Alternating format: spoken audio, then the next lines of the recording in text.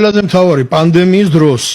არც აცრებისკენ მოუწოდებია საქართველოს ეკლესიას და ერთადერთი ეკლესია არის საქართველოს,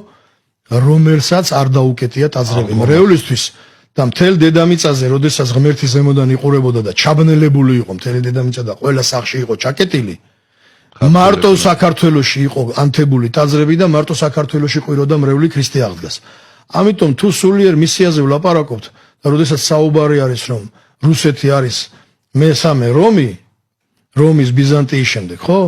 მაშინ იქვე უნდა ვთქვათ რომ საქართველოს სულიერად არის მეორე იერუსალიმი. და დღეს ყველაზე დიდი მისია და სწორება არის ჩვენს ეკლესიაზე და მე სერბების წერენ, რუსების წერენ, ბელორუსების წერენ,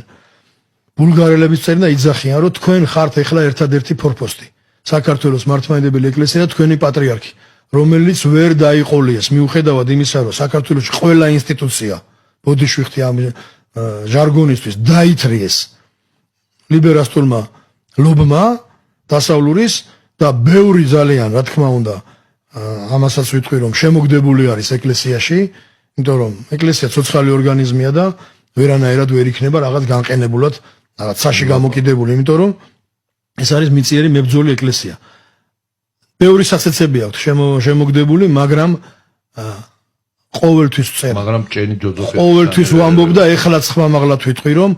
ერთადერთი ხსნა ჩვენი ერის და აი ამ აპოკალიფსური თქვა პანდემიების და გლობალური დაპირისპირებების და ომების დროს ჩვენი ხსნა არის ჩვენი ეკლესიის და ჩვენი იერარქიის სწორ გადაწყვეტილებებში. თუ ჩვენი ეკლესია იქნება სწორ პოზიციაზე და სინოდალური გადაწყვეტილებები, ჩვენი მეუფეები მიიღებენ სწორ გადაწყვეტილებებს ის რაც დაეფუძნება წმინდა წერილს და